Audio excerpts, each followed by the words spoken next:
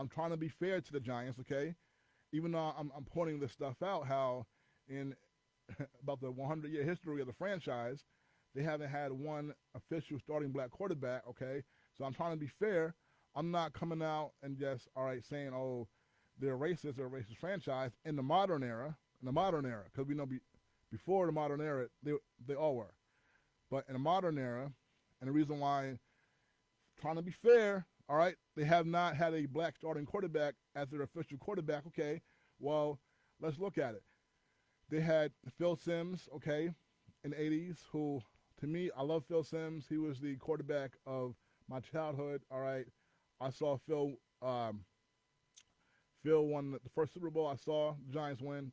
He was the quarterback, and then the next year, the team was 10-0, all right, with him as a starter before he got hurt. All right, he got hurt and against Buffalo, all right, late in the season, and then Jeff Hostetler came in, number 15, and I thought the season was over because every time I had seen Hostetler come in before that, he was terrible. So I thought, oh, the Phil Simms is done. And Phil Simms, by the way, in Super Bowl 21, all right, he set an NFL record for the highest completion percentage in Super Bowl history. And I think he still has that record, okay, by the way, okay? So that's just something I want to point out because I know a lot of Giant fans love saying that Eli Manning is the best quarterback in Giants history. Well, no, it's Phil Simms, okay, first of all. So anyway, Jeff Hostetler came in, and, all right, he got the Giants through the playoffs. They won a Super Bowl. I love Hostetler too, okay? So, but, all right, but Phil Simms, all right, he was a Giant quarterback during that time, all right. He deserved it. He was the man, all right. I'm a big Phil Simms guy. Hostetler, he's the man. So, like, Hostetler and Phil Simms kind of battled for the quarterback spot, all right, because the Giants, all right, 1990, that was the second Super Bowl, all right, when Hostetler came in and held it down. So then, from that point, all right, next couple of years, 91, 92, Hostetler and Phil Simms, they kind of battled for the quarterback spot. Bill Parcells left after 90, after that Super Bowl. The next coach, Ray Handley, all right, it was just like, from what I remember, it was just the team fell off. They weren't as good. And Phil Simms and Hostetler were kind of battling for the quarterback spot for those 2 years. Then, 93, Phil Simms is the starter. Hostetler goes to the Raiders, the LA Raiders at the time. Phil Simms in 93, he is the Giants starting quarterback again. They go 11-5, okay? The last day of the regular season, they're facing the Dallas Cowboys. The last game of the season, it was the day after New Year's. And, all right, both teams are, all right, yeah, they're battling it out. The team that wins that game is winning the division. The Cowboys at the time were the reigning champions, all right? They had won the previous year. Game is at Giant Stadium, all right, and great game. The game is 13-13 at the end of 4 quarters. It goes to overtime, and in overtime, the Cowboys prevail on a field goal at Giant Stadium. Emmitt Smith, all right, he separated his shoulder in that game and was still running through the Giants defense, destroying them. I'll never forget that, okay? And then so the Giants ended up having to be a wild card, all right, the opening weekend. They faced the Minnesota Vikings, and at home, the Giants win that game. Then the next game, they play at San Francisco, and Giants get destroyed. That's the last game ever that Lawrence Taylor would play in his career.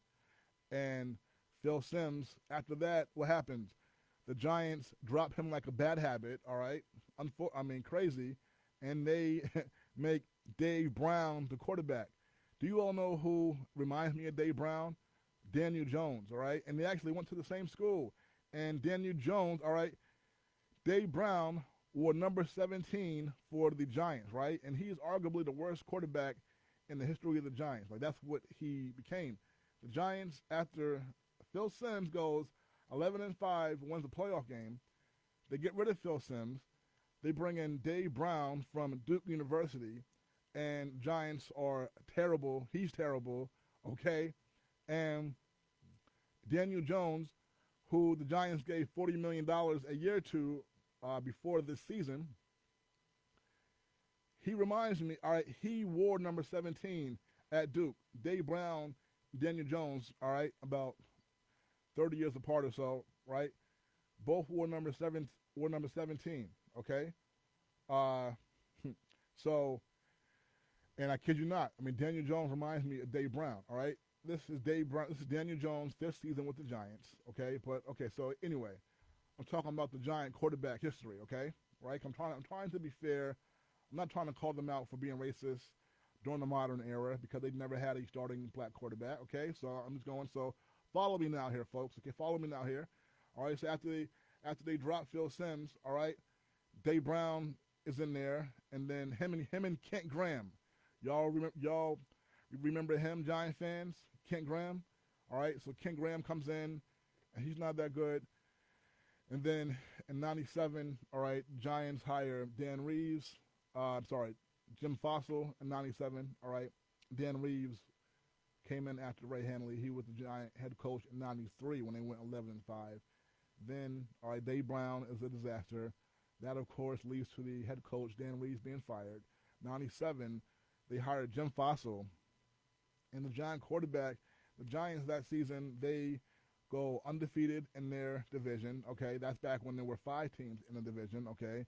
Along with the Cowboys, the Eagles, Washington, and themselves, the Arizona Cardinals, somehow, all right, at that time were in the NFC East division, all right? The Arizona Cardinals, they were the Phoenix Cardinals before that, and they were even the St. Louis Cardinals before that, all right? And so this time in the 90s, the Phoenix, Arizona Cardinals, okay, in the Giants division. Giants go undefeated that year in 97. The quarterback is Danny Cannell, okay? Florida State quarterback. He replaced Charlie Ward at Florida State, right? And then he ends up getting a chance, and Giants have a good season, Danny Cannell.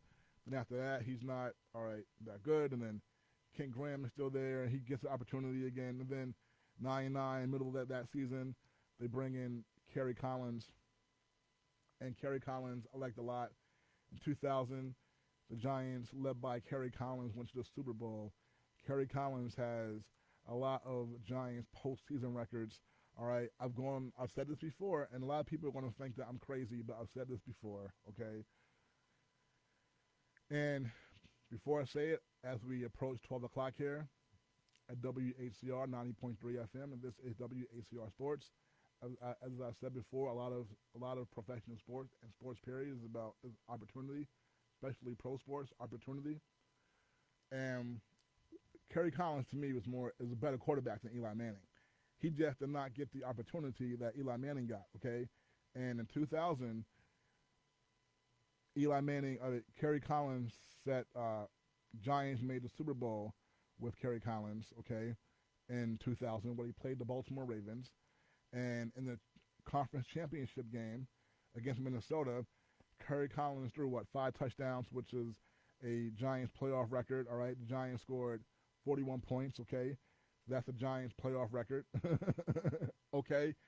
All right? Threw for, all right, over 100 yards, okay? 300 yards. I think Eli might have thrown 300 yards one time in the playoffs in his whole Giant career. Like I said, it's a team game, so in terms of winning the Super Bowl, yeah, you need, all right, a lot around you, but those Giants teams with Kerry Collins weren't that talented, but Kerry Collins was a very good quarterback, was a big quarterback, had a big arm, and then 2002 with Kerry Collins again, all right, Giants, of course, they get stomped out by the Baltimore Ravens in the 2000 Super Bowl, and that Baltimore team, folks, because a lot of people love to say, because, of course, championships is very big, all right? Eli got 2, but that Baltimore defense who Kerry Collins went up against, all right, that's the greatest defense definitely in my lifetime, okay? And the 85 Bears, okay, I was a little bit too young to get to fully experience them, and I know how great they are. So 85 Bears and the 2000 Baltimore Ravens, all right, the 2 best defenses in the modern era, okay?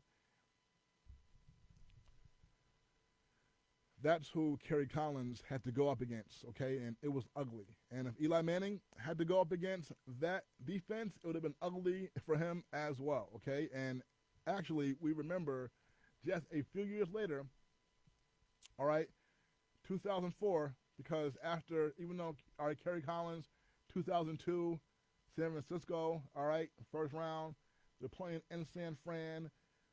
They scored 38 points by the third quarter, up 38-14. Kerry Collins again sets Giants playoff records in that game, all right, with point total, 38 points, all right, lots of touchdowns, lots of yards. Giants offense is explosive, okay, and then out of nowhere, the 49ers offense, they get hot.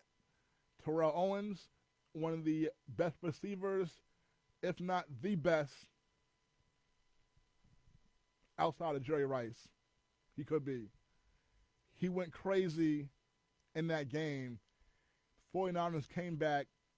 Giants lost the game 39-38. All right, despite Kerry Collins, all right, throwing for having a big game and setting records. By 2004, the Giants got rid of Kerry Collins to draft Eli Manning. 2004, right?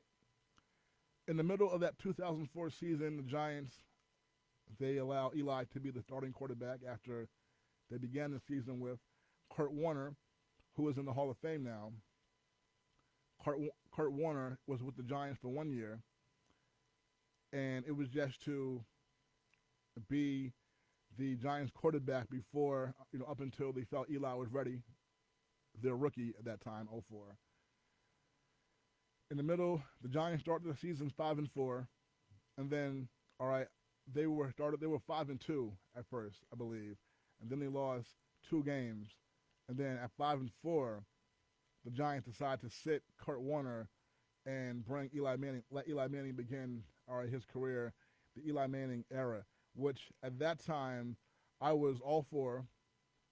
All right, Eli Manning was the Giants. He was the first pick in the draft, and the Giants would have had like the number 4 pick, and they ended up. All right, Eli did not want to play. San Diego drafted Eli Manning. He did not want to play for San Diego. His father was involved, and he was a power broker in the middle of it, saying, "Nah, my son's not playing." All right, it didn't get that nasty publicly, but behind the scenes, that's what was going down. Okay, Papa Manning was fighting for his son and telling them, "Yo, my son's not playing in San Diego. We want him in New York." Okay, that's how it went down. His brother Peyton, all right, we know Peyton Manning. Okay, for my money, he's the best quarterback that I've ever seen. I'm gonna put it out there like that. To me, he's the best I've seen. All right, and even better than Brady. Yeah, and I don't have time to go into that discussion. Some other day I can. So I'm giving Peyton best I've ever seen. Eli, if Peyton was not his brother, Eli would not have been the first pick in the NFL draft. He would not have been, okay? Peyton gave him that opportunity because Peyton was so great, all right?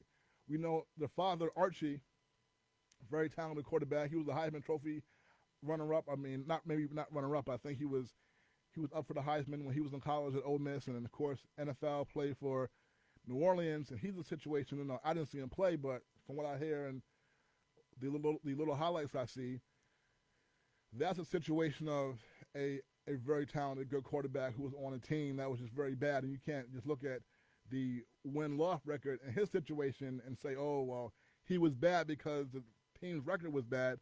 Okay, so his situation, all right, people say he was very good, but the team was so bad, the Saints, and we know the Saints were never really good up until,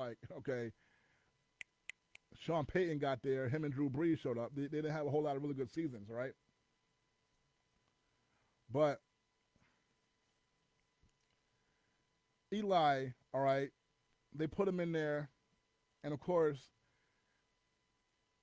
because of Peyton and because the scouts and the people on TV, right, they hype it up so much that you're hoping as a fan of the Giants that this kid, the brother of Peyton Manning, is just as good, and you know that you always hear people, all right, because the hype gets big out there, right, in sports.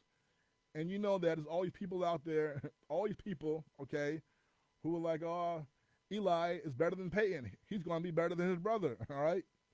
So, as a fan of the team, when you are able to draft this guy, you're excited. You are excited. Okay. All right. To get Eli Manning in 2004, so that he becomes the quarterback, and he's young, and so we know, and of course, the first game Eli ever started was against my favorite athlete of all time. Okay. Michael Vick. Okay. Eli Manning's first start ever was against the Atlanta Falcons and Michael Vick at the Meadowlands. And I'll never forget, Eli threw a pass in that game, and D'Angelo Hall, all right, an outstanding defensive back who played many years in the NFL, all right, he began his career with Atlanta, all right, a Virginia Tech guy along with Michael Vick, okay. Eli Manning threw a pass, and D'Angelo Hall, he was like on the line, he was on the line, and Eli throws the pass, and D'Angelo Hall just jumps up and catches the ball out of the air, snatches it for an interception. Yeah, that was a great play. But, and of course, when a quarterback is young, all right, we all know he needs time, and so it was just a whole long, drawn-out thing with Eli.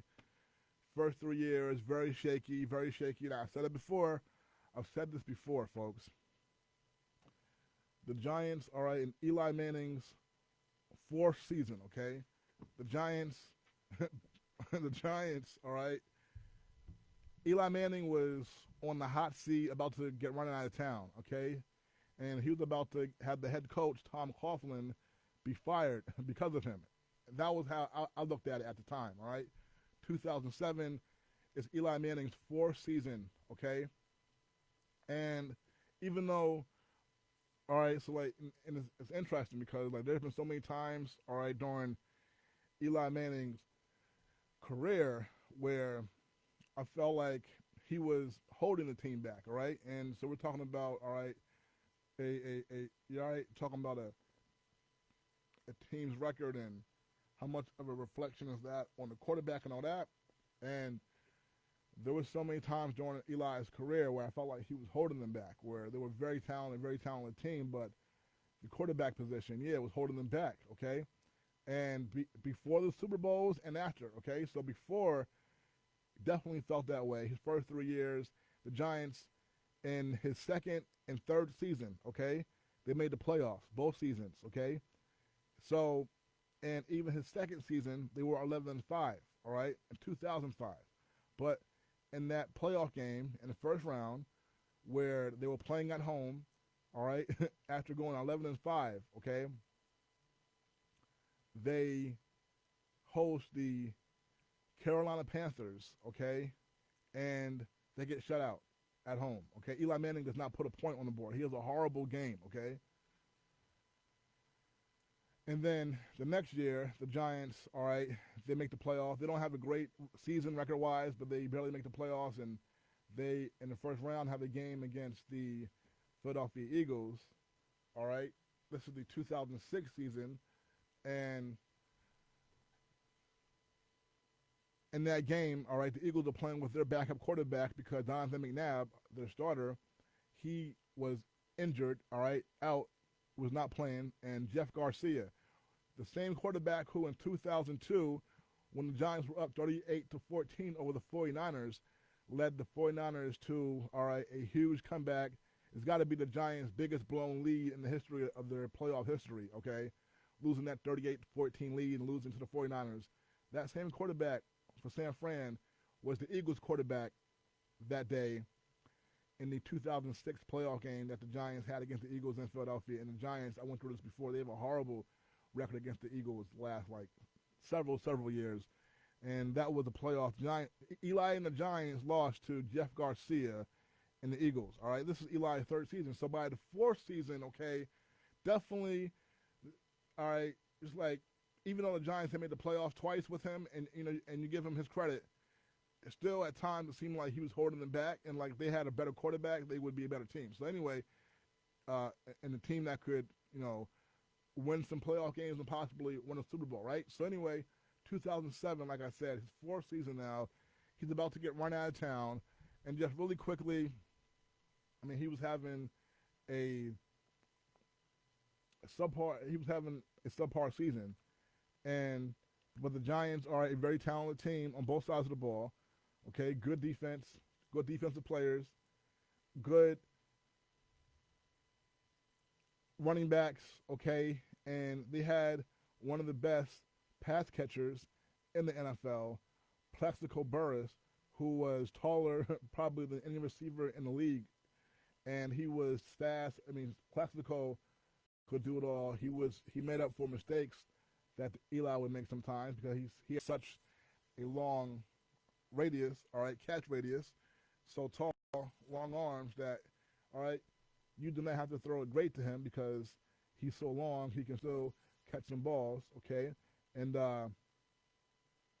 so 2007, Eli, he actually led the NFL in interceptions, right? His fourth year, 23 touchdowns, right?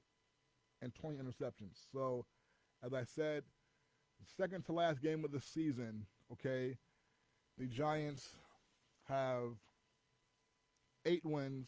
They are 8-6, right? And they're playing on the road in Buffalo. And the Giants, a win in Buffalo would clinch a playoff spot for them. And Eli, in that game, he had a horrible game. I mean, a horrible game, okay? And the Giants, though, they win in spite of that because they have great games from the running backs, Brandon Jacobs and Ahmad Bradshaw. And the Giants win that game. And both of them had like big long runs, touchdown runs, and the whole story, right, amongst Giant sports fans, sports talk radio, sports media after that game was how the Giants won in spite of Eli being terrible again, and how, all right, how he wasn't that good and how he was holding them back, and that the team, the fans really wanted him out of there, and he was that right there was the moment of truth for him, because if the Giants had gone to the playoffs and lost again, he probably would have been out of a job the next year, right? But then, and so the Giants, all right, they clinched the playoff spot, second to last game of the season. Then the next game, they faced the New England Patriots, right? And so the Patriots at that time were undefeated, all right? They were trying to become the first 16-0 team in NFL history, right? And the Giants were playing them in that last game at Giant Stadium. And like I said, remind you, they've already clinched the playoff spot. So the Giants really had nothing to play for. The Patriots had history to play for. And the whole debate, all right, going into the week was, should the Giants play their starters and all this? Because we know now when at the end of the seasons now, like yesterday with Baltimore, they had clinched the playoff spot, and Lamar Jackson, their star quarterback, who might win the MVP this year, he didn't play. The team sat him because it's football, and teams don't want guys to get hurt if they don't have to, playing in a meaningless game where the team cannot gain anything from it. So that was the situation 2007 for the Giants against the Patriots. The Giants, all right, Giants head coach Tom Coughlin, who I like a lot. I think he's a great coach for the Giants. Tom Coughlin starts the starters, all right. They're not laying down for Tom Brady and the Patriots, all right. They're not going to allow them to just easily get the 16-0 record. And a lot of people thought the Giants were going to get blown out, all right. Because you have Tom Brady, who that season, all right, he set a then NFL record for 50 touchdown passes in a season. That was Randy Moss's first season as a wide receiver. He had 23 touchdown passes. I thought he should have been the MVP that season. It was given to Tom Brady. I wrote a piece at the time that Randy Moss should be the MVP, but they gave it to Brady, of course. And, of course, so very interesting, folks. That season, all right, Tom Brady had played he had won 3 Super Bowls, all right, at that point, 2007. 2001, 2003, 2004, Tom Brady and the Patriots won a Super Bowl. So 2007 is 16-0. He's got, all right, those 3 championships, but up until that 2007 season, when Randy Moss showed up, his first season with the Patriots, Tom Brady had never thrown 30 touchdown passes in a season. And then all of a sudden, Randy Moss shows up. He's thrown 50, okay? And Randy Moss has 23 of those. Again, Brady to me, and like I said, I wrote a piece about it. I mean, Moss to me should have won the MVP that year. So anyway, Giants and Patriots, last game of the year, and the Giants play with they play with them toe to toe. All right, Eli's playing great. Eli had a great game. Giants nearly won that game. Lost, 38-35 with the final. And look, after that game, like that game right there, gave the Giants, gave Eli all the confidence in the world. Like, hey, if we can play with this team, this historic team, all right, who just, went 16-0 and all this, if we can play with them, we can play and beat anybody. You know what? That's what happened. The Giants, all right, and Eli went on a run. Even though, like I said, Eli, it was a team effort. And I've always said that to me, the biggest reason why the Giants won the Super Bowl was because they had a great all-around team, not because they had a great quarterback. All right, they had a good quarterback. Eli played good, but to me, and I mentioned how that season in 2007. Eli Manning led the NFL in interceptions with 20. He threw 23 touchdowns and 20 interceptions. So, to me, all right, in the playoffs, Eli Manning stopped messing up. He stopped holding the team back, okay, and because he did not turn the ball over, all right, he stopped holding the team back, got the ball to the playmakers, all right, Plaxico Burress, who in the NFC Championship game that year had about $150 receiving yards, all right, in the freezing cold and was outstanding. Eli kept throwing the ball to him, and Plaxico was beasting on him, all right. Amani Toomer had 2 touchdowns in the Cowboy game, the second playoff game. Y'all remember early in that game, Eli threw Amani like a 10-yard pass, and Amani Toomer caught it and burnt the whole Cowboy defense for a big, long touchdown run. So Eli just got the ball to the playmakers, okay, and the Giants didn't score any big amount of points, but it was enough because the defense, who had great pass rushers, and if you have great pass rush, the opposing quarterback cannot function, okay? So, all right, anyway, Giants make a great Super Bowl run. They beat New England in the Super Bowl, okay, rematch in the Super Bowl. New England going for 19-0, and Giants, knocked them off. It was beautiful. So Eli got that, right? And then again in 2011, the Giants played New England again in the Super Bowl to beat them again, all right, all that, boom. Okay, so Eli, because of that, all right, and I'm not going to break down, all right, all the other seasons after that. But because of those 2 Super Bowls, he was a made man, as they say, and he could do no wrong to nobody in the city, okay? And but because, like I said, the biggest reason why the Giants won both Super Bowls, okay, is because they had a great all-around team, great defense, all right, that stepped up and played as great as some of the all-time defenses, okay, with that pass rush. Michael Strahan, Osayi Minora, and Justin Tuck the first time, okay, those 3 beasts of the pass rush. Tom Brady could not be Tom Brady. Randy Moss could not be Randy Moss, all right, in that first Super Bowl. The second one, that same beast pass rush, all right, Justin Tuck, OC, still there. 2 Giant greats, 2 of the best pass rushers in Giants history, 2 of the best pass rushers you ever want to see, all right, at their best. Both of them, period. Both of them on that line, and in 2011, you take out Strahan and you insert JPP, Jason Pierre-Paul, and again, you had a devastating pass rush, all right, that along with Eli, along with Ahmad Bradshaw and Brandon Jacobs, 2 outstanding running backs, okay, Victor Cruz in 2011, Hakeem Nicks in 2011, Mario Manningham in 2011. All right, you have outstanding players everywhere. Okay, Eli the quarterback. All right, all right. So it's like it's an all-around good team. It's not a situation where I was talking about a minute ago, where you got Patrick Mahomes out here, and his team is competing for a Super Bowl every year, either in the Super Bowl or conference championship game. And the reason why, when you see the Chiefs, Kansas City in the Super Bowl, the biggest reason why they're in the Super Bowl then is because of the quarterback, all right, Patrick Mahomes. Not because it's an all-around great team. I mean, yeah, it was all around, they were very good, but, all right, make no mistake about it. Anybody will tell you the biggest reason why Kansas City has been in the Super Bowl, 3 times since 2019, all right? And since 2018, Kansas City has been in the Super Bowl each time.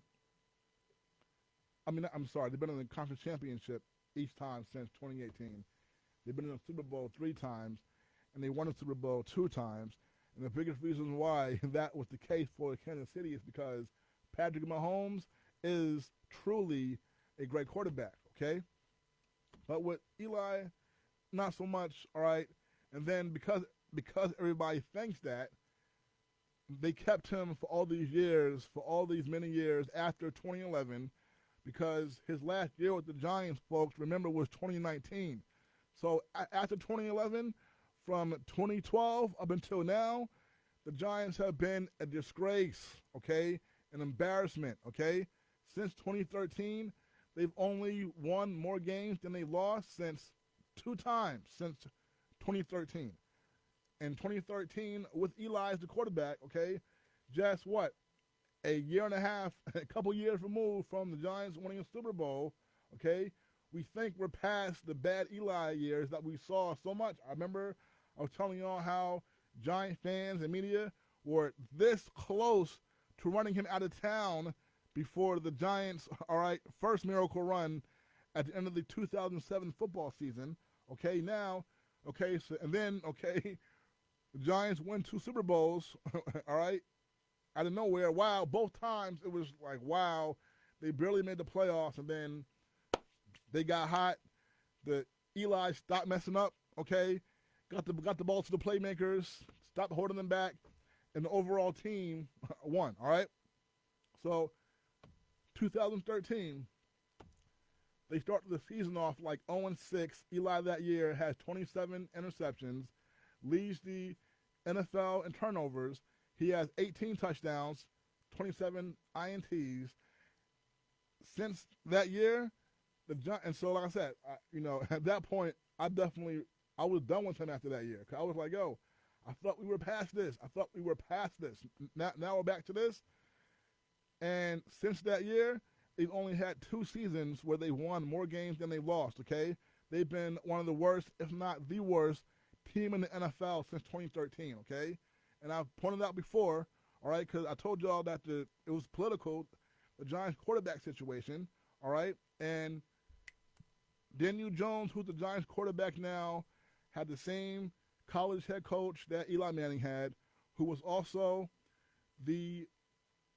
Eli Manning's brother. Peyton Manning was Peyton's offensive coordinator in college at University of Tennessee, all right, Cutcliffe, all right. So, and Daniel Jones, I said before, he was a camp kid in one of Eli's camps when he was a kid. There's a picture out there circulating. You can find it online of Daniel Jones as a kid wearing an Eli Manning jersey. So, and they've had this guy for 5 years now, and it's been a mess. They're not good. They made the playoff last year for only the second time, right, since 2012. Since 2012, they've only made the playoff twice. Last year was one of them, and a lot of people got fooled. I said all off season that it was fool's gold because the Giants were not that good. When you're bad for a decade, guess what happens, folks? Your schedule is very easy because unlike in basketball and unlike in baseball, where there's a lot of games and you play every team, okay, at least twice in the NBA, and teams in your conference, you play 4 times. In baseball, baseball has just last year started. Just last year, you play every team in the league at least once, okay? Right? We know for most of baseball history up until 97 interleague play, you only played the teams in your league. The American League teams played the American League teams. The National League teams played the National League teams, okay? But 97 began interleague play for the first time, okay? and now, the way it is, actually last year, for the first time ever, every team played every team at least once, all right? So, but in football, everybody does not play everybody, okay? There's only 17 games now. At that time, it was 16 games. So, like, half the teams or more, you don't even play in football, all right? Okay, yeah, with the Giants, okay? So last season, they had an easy schedule, okay? When you're bad for a decade, your schedule's easy. And so I was telling people, look, Giants, I was saying next year, which became this year, the schedule is going to be a lot tougher because they made the playoffs. And what happened? All right, it's been a disgrace. The Giants have been horrible. Daniel Jones has been horrible. And then he got hurt. He tore his ACL. They gave him $40 million before the year. They wanted to fight with Saquon Barkley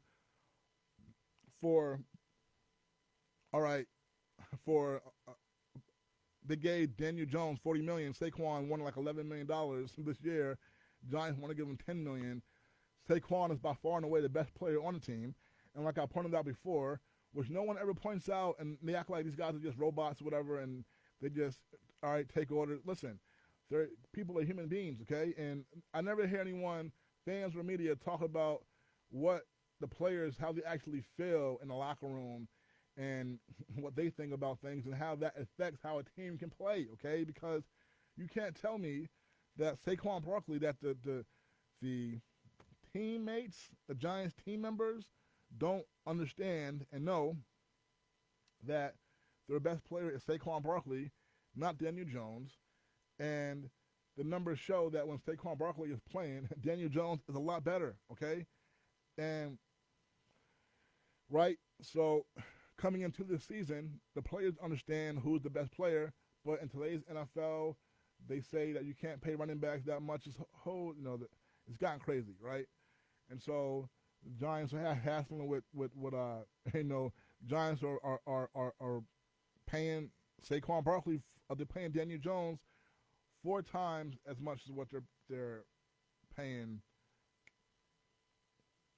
Saquon Barkley, all right? So Saquon won like 11, 12 million, and Giants are like, no, we want to give you 10 million, while they're giving this mediocre quarterback, Daniel Jones, all right, who had, in year 5 now, and is terrible, giving him 40 million. He has one halfway decent season, okay? And before this year, all right, Giants fans, because last year Daniel Jones threw just 15 touchdown passes in a 17-game regular season, which is not good.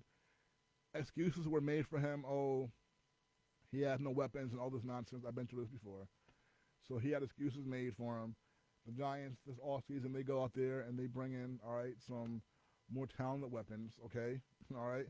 Everyone acknowledges before the year that Daniel Jones has a lot to work with, okay? The Giants should be, all right, Daniel Jones, now that he has Darren Waller and these other guys who the Giants have and the young guys they drafted and all that, all right? Because of that, now there's no excuses. People said, and Daniel Jones is going to throw for a lot of touchdowns. That did not happen, all right? Before he got hurt, he threw 2 touchdowns on the season, and he threw 6 interceptions, okay? Terrible, all right? I just wanted to point out really quickly that playoff game that, and not playoff game, but second to last game in 2007 when the Giants played at Buffalo, and Eli was 7-15, threw 111 yards and 2 interceptions. Ahmad Bradshaw that day ran for 151 yards and 1 touchdown, and Brandon Jacobs ran for 143 yards and 2 touchdowns. The Giants beat Buffalo that day 38-21. I believe the defense had a touchdown as well. Yeah, and after that game, Giants fans were ready to run Eli Manning and Tom Coughlin out of town. And then that next game, Eli and the Giants play great against Buffalo. All right, Eli barely loses the shootout against Tom Brady and Randy Moss. And then after that, they took off. Even though, all right, Eli was solid, but he didn't. Giants never scored 30 points in any of those playoff games. And Eli Manning's with the Giants 16 seasons. All right, Giants made the playoffs. What? 6 of the seasons that Eli was on the team out of 16 years, and Eli only his Giants only had a 30-point playoff game once in his 16 years, and he threw 300 yards like one time in the playoff game. Okay, and I was talking about Kerry Collins. How Kerry Collins, all right, far outdid him from numbers wise, and of course team game. All right, Eli, like I said, Eli is not beating the 2000 Baltimore Ravens in the Super Bowl. Sorry, okay. So, but anyway, so Eli, like he was allowed to stay until 2019. All right, so from 2012 to 2019, he wasn't good. The team wasn't good, and my initial point of this, looking at the Giants' quarterback history, there has not been a lot of openings for Giant quarterbacks since Phil Simms, okay? Because Phil Simms, he had his era, and he deserves to be in there, all right? Early 90s, okay, we know the black quarterback is still being discriminated against. They give Dave Brown a chance. He's not that good. Ken Graham's not that good. Okay, Kerry Collins, I have respect for him. And then after that, they brought in Eli, and he, all right, they won 2 Super Bowls with him. All right, fans, all right, black fans, white fans, love Eli. So there was a whole 16-year period right there where there was no job opening for the quarterback spot. So if they had been a team that really did not have good quarterback play and they were always changing quarterbacks and they never had a black quarterback in all these years in the modern era, then I would definitely say, you know what? Like that could be some prejudice there, Like I could say that if that was the case. I'm going to be fair though. All right? I said I'm trying to be fair, okay? So I'm not going to say, all right, right now that the reason the Giants have not had a black starting quarterback in their nearly 100-year history, I'm not going to even go there. Even though, like I said, before the modern era, all the teams were racist, and so at some point, the Giant organization was racist towards blacks being quarterbacks. All right, like every other NFL team. All right, but since the modern era we have come into the modern era, and every other team but the Giants and San Diego have had a black quarterback. I'm trying to be fair, okay? But look, Giants, it's time that you bring in a starting black quarterback, okay?